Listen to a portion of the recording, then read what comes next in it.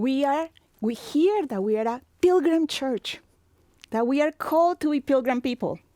But do we know what it is to be a pilgrim? I consider myself a full-time pilgrim, and kind of because I was exposed to that kind of lifestyle since I was born. I was born in Mexico, lived there only for 3 weeks. My family calls me the souvenir from Mexico. Then I lived in Colombia for 20 years, where my family is from, and the last 24 years here in the United States. I did my bachelor's in Virginia, my master's in Florida. I work in a parish in Tennessee. Then I work in the Diocese of Raleigh, North Carolina, then in the Archdiocese of Atlanta, and now I'm in Indiana working for the University of Notre Dame. I have served more than 10 countries, as diverse from Brazil to India, from Ireland to Honduras, and more than 39 states here in the United States. Now, why I love this kind of lifestyle? Because by doing so, every time I travel, I get to taste a new flavor, I get to see a new color, I get to experience new nature that I have never seen before. In a sense, I feel like I'm falling more in love with God and His creation. And by doing so, I'm getting stronger in my faith. Now, what is this deep journey that I have to follow this kind of lifestyle of a pilgrim? Well, it's very connected to our baptismal call. Our call to go and proclaim the good news to all the nations, the wonderful deeds to all His people. As Catholics, we are called to be open to have that encounter with Christ, like the disciples did in the walk to Emmaus with the disciples. Now, what is pilgrimage? A pilgrimage is when we open a space, when from the bottom of our hearts, we allow our body, our soul, and our spirituality to be open, to have that journey, that walk with Jesus, and be able to hear His message for us. The most significant pilgrimage that I have ever experienced are connected to World Youth Day. For those of you that are not familiar with World Youth Day, that was an event that was founded by St. John Paul II in 1985 as the encounter of the Pope with the young people of the world. And this happens usually every 3 years. Every time I'm organizing a new delegation to go there, I tell them, I don't know what is going to happen, but I assure you this is going to happen. You're going to pray more than you have ever prayed before. You're going to be hungry and thirsty. Your body is going to be aching at some point. You're going to experience inclement weather. And most likely, you are going to come back with a cold. That sounds horrible, right? Well, but the value of the pilgrimage is that I assure you, at some moment, you're going to embrace a situation that from the bottom of your heart, you're going to say, God, I have been giving you my all. I cannot do this anymore. Please, God, speak to me. Your daughter is listening. And it's at that particular moment that you have reached your destination, because you no longer are as afraid of being able to hear the voice of God talking to your heart. You're completely open to be able to be attentive to Him. Now, as a pilgrim, I have learned that we ask too many questions when we are in the journey. And those questions can either divert us or center us to our final destination. The number one question that I hear all the time is, why, God, is this happening to me? I always invite us to consider, what if we switch the question into, for what reason, God, do you want me to experience this? If you notice, then the way that we're embracing the situation shifts completely, because we are no longer talking about a distant God, but a God that is walking shoulder to shoulder with us into that situation. Now, maybe you are thinking, well, Katherine, I'm not interested to embark into the pilgrimage. Or I have done that and I don't want to do it again. The reason why I want to follow this lifestyle is because I see it all over our Christian teachings. When Jesus said, if you want to follow me, pick up the cross and follow me, He didn't say, pick up the cross and sit next to me. Movement is expected. Well, now, this pilgrimage that I'm talking about is like the doors that we use to enter or exit a building. When you are called to push, it's because God is asking you to go out of your comfort zone and to the unknown and proclaim the good news to other people. But when you are called to pull, it's because God is inviting you to open the door and welcome the pilgrim that he's sending into your life, so then you can receive the message that they have for you. Now, when you embrace this lifestyle, these are 5 lessons I want you to be very aware of. First, fear. Fear is always present in the life of a pilgrim. I embrace fear every time God is asking me to start into a journey that I don't feel capable of doing. I will never forget, I was one summer when I was working in a university when I was offered the position, the assistant position of the deaf students program. When they hired me, they knew I didn't know sign language. But in a very naive way, I also thought that hospitality could be translated without any problem. Until reality hit, and I have to pick up the first group of students at the airport. I wanted to communicate with them, but I didn't know how. The worst part was in our ride from the airport to the campus, where I found myself with my eyes on the road because I was driving, with a car full of people, but complete silence. No one was communicating.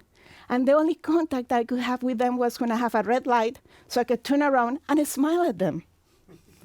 Well, I know I could have quit that job and find something else. But if I did so, then I would have missed the opportunity of what God wanted me to teach me during that experience. So I stayed, and I found myself at the closing mass ceremony of that program. That has been the most transformative mass I have ever attended in my life. Why? Because it was a parish full of people, but I was the only one that could hear. Mass was celebrated in sign language.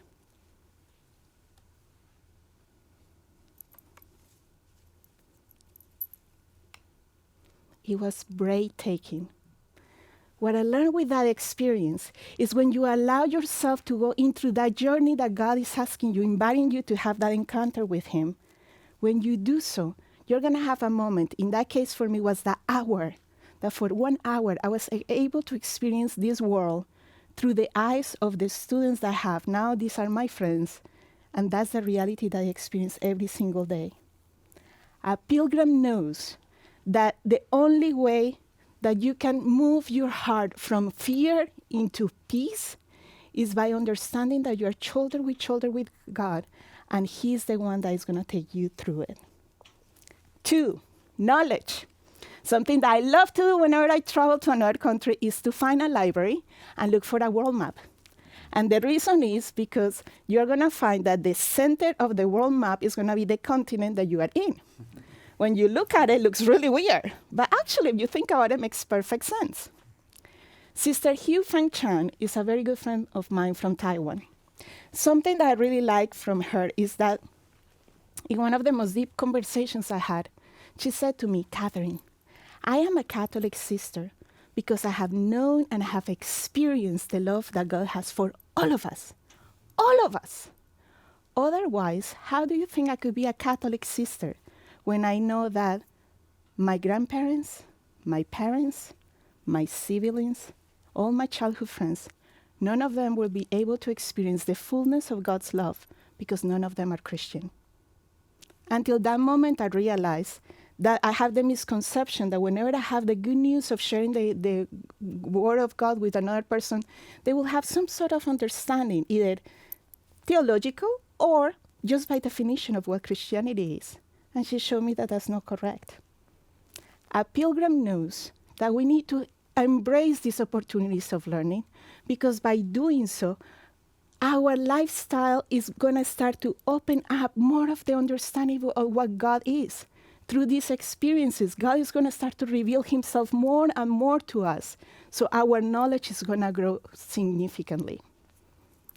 3, a difference between a want and a need.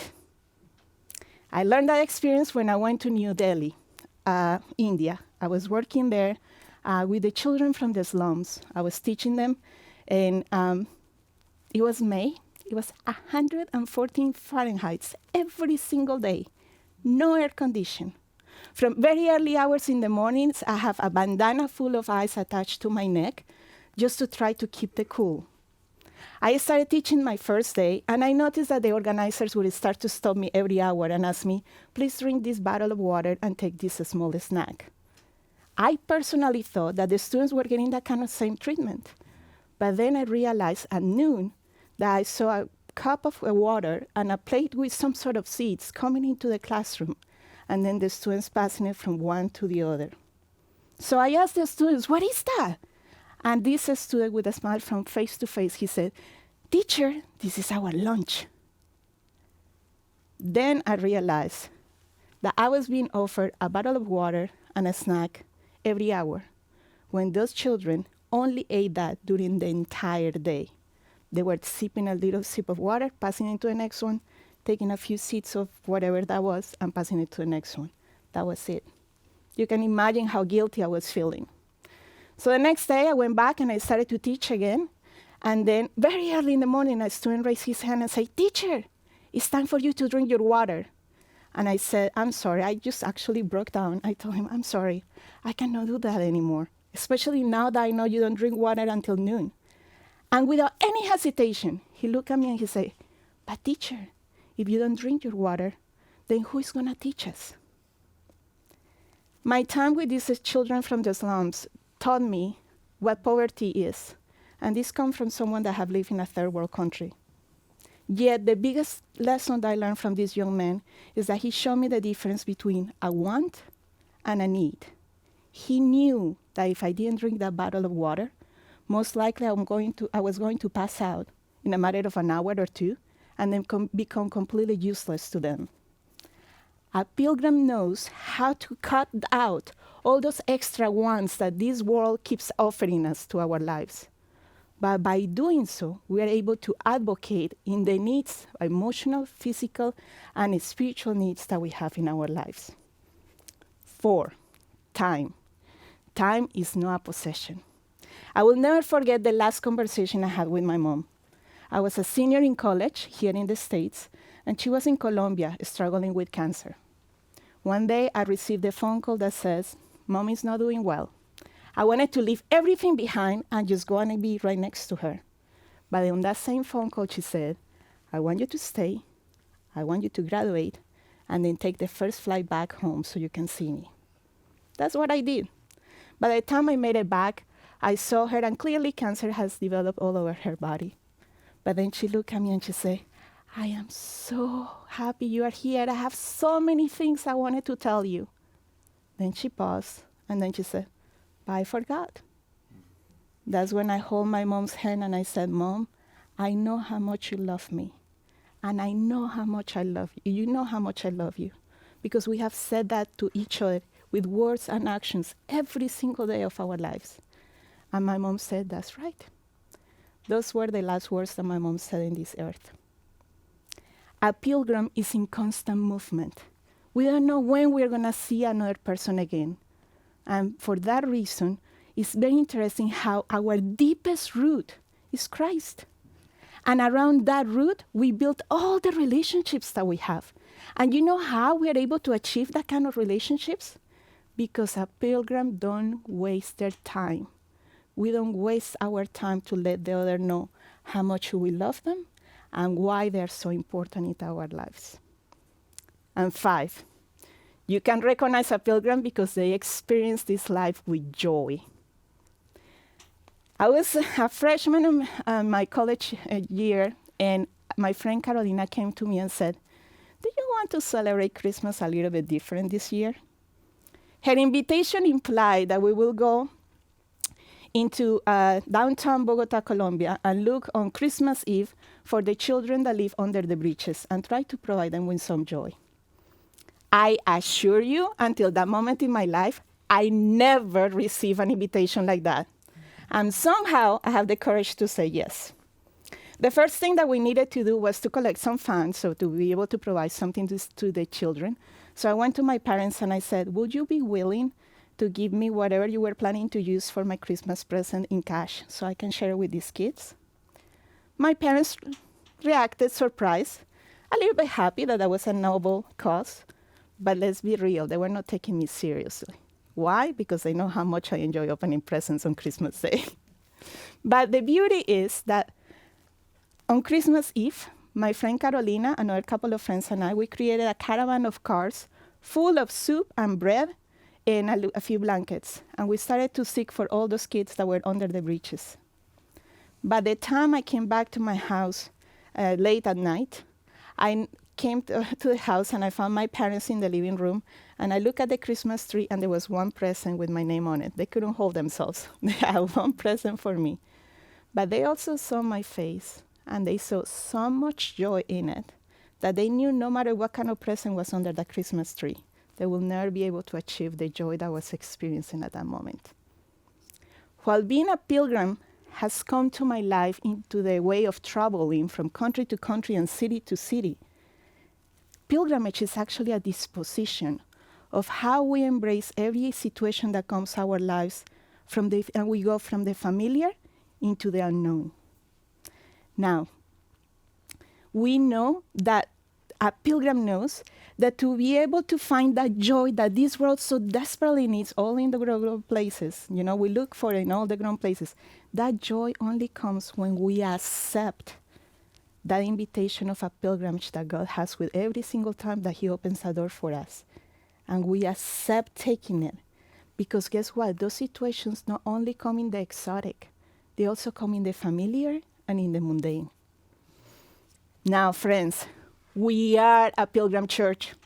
We are called to be pilgrim people. So I have these 3 questions for you. Are you ready to push and become and address the lifestyle of a pilgrim with your own life? Are you ready to pull and welcome the pilgrim that God is sending into your life right now? And most importantly, do you have what it takes to experience the joy of a pilgrim? Thank you so much.